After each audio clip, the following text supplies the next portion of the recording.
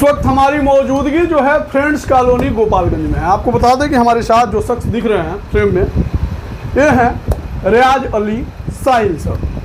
आपको बता दें कि अगर इनके परिचय की अगर बात हम करें तो इन्हें शिक्षक कहें या साहित्यकार या फिर रिपोर्टर कहें, ये बड़ी दुविधा वाली बात है। हालांकि एक अच्छा इंसान बोल देते हैं इनको, और सबसे पहले स्वागत करते हैं। बहुत बहुत स्वागत है सर। आपको भी बहुत बहुत धन्यवाद कि आपने हमसे कुछ पूछने के लिए आए।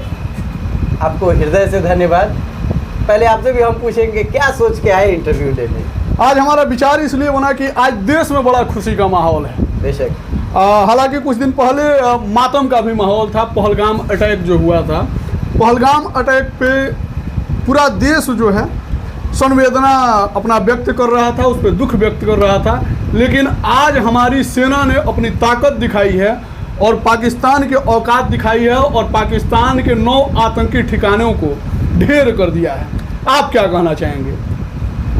जब शेर 2 कदम पीछे जाता है ना, जी जी, तो देखने वाले का नज़रिया बदल जाता है। लोग सोचते हैं कि 2 कदम पीछे आ गया, जी जी। लेकिन जब लंबी छलांग लगानी होती है ना, तो वो 2 कदम पीछे जाके तब अटैक करता है। वही हमारे देश ने किया।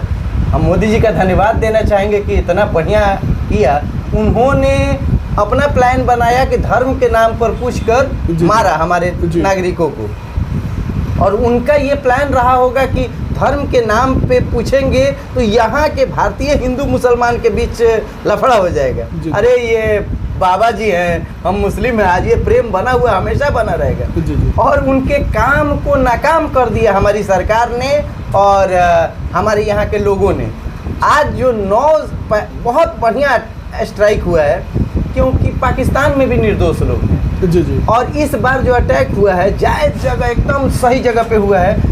उसके आतंकी संगठनों पर हुआ है, उसके सैन्य संगठन पे हुआ है, एकदम सही जगह पे हुआ है। और ऐसा हुआ, इसने हम मोदी जी को 56 इंच का सीना कहा जाता है। लेकिन इस घटना के बाद, इस एक्टिविटी के बाद, इस क्रिया के बाद, इस प्रतिक्रिया के बाद अब हमारे देश के सारे लोगों की सीना जो है वो 56 इंच का हो चुका है। और इसके लिए हम सरकार के साथ कदम से कदम मिलाकर हम सभी देशवासी हैं, और हम चाहेंगे कि ये कार्यक्रम हमारा जो कदम उठा लिए हैं, ये कार्यक्रम आज हम जो पाकिस्तान जैसे नापाक इरादे वाले के साथ किया है, अगर वो चीन भी अगर हम लोग के पास ऐसा करे तो हम इतना गट्स रखते हैं कि हम उस पर भी अटैक करके दिखाएंगे। हमें अपने सैनिकों, अपने सरकार, सब पर अभिमान है।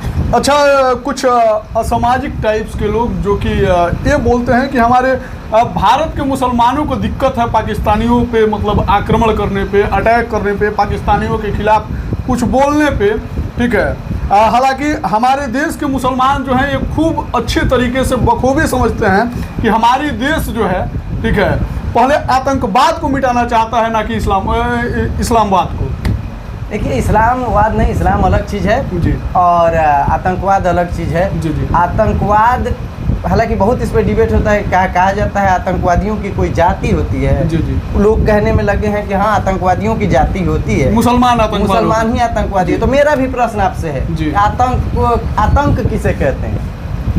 आतंक किसे कहते हैं? जी जी। तो खौफ फैलाने वाले को, आतंक फैलाने वाले को आतंकवादी कहते हैं। तो आतंकवादी वैसे सभी समुदाय में है? सभी समुदाय में है भाई। देश हित के खिलाफ जो सोचे, देश हित के खिलाफ जो काम करे, वो तमाम लोग आतंकवादी हैं। जैसे अगर मान लीजिए छत्तीसगढ़ के नक्सली हमारे देश के सैनिकों का जत्था उड़ा देते हैं, मेरी नज़र में वो आतंकवादी हैं। बिल्कुल। असम में माओवादी हैं, माओवादी वहाँ के सैनिकों को जंगल में उड़ा देते हैं, क्या वो आतंकवादी नहीं हुए? बिल्कुल। आतंकवादी हमारे सेंस में वही है जो देश हित के खिलाफ सोचे, जो देश हित के खिलाफ काम करे और जो देश के चीज़ों का नुकसान पहुंचाए, वही आतंकवादी है। और मेरे अनुसार ऐसा जो भी करे वो तमाम लोग आतंकवादी हैं। और देश हित में सोचने वाला कोई भी हो, किसी धर्म संप्रदाय से हो, राष्ट्रवादी है। रियाज अली साहिल जी, मेरे नज़र में आप इंसान है, ठीक है, यस है। हालांकि एक आप धर्म से ताल्लुकात रखते हैं, मुसलमान धर्म से, आप मुसलमान भी हैं साथ ही साथ। अगर देश को बलिदान की आवश्यकता पड़े भारत को,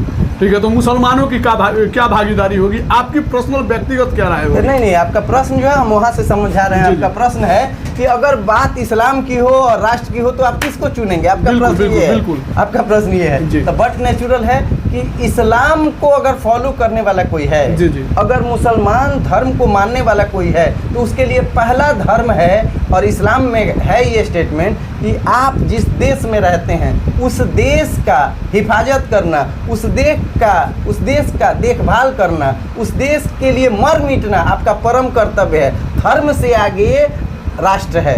इसलिए एक बात जानिए, अगर कोई मुसलमान है, अगर वो धर्म को पहले रखता है और राष्ट्र को बाद में रखता है, तो वो मुसलमान हो ही नहीं सकता। मुसलमान नहीं हो सकता है। राष्ट्र सर्वोपरि है। राष्ट्र सर्वोपरि है। आपको बता दें कि रियाज अली साहिल सर अभी क्लास चला रहे थे और इनके क्लासरूम में मैं प्रवेश करके मैं सोचा कि चलते हैं कि 2 शब्द इनसे बातचीत करेंगे, क्योंकि आज पूरे देश में खुशी का माहौल है, क्योंकि हमारे सैनिकों ने फिर अपने बहादुरी का परिचय दिया है।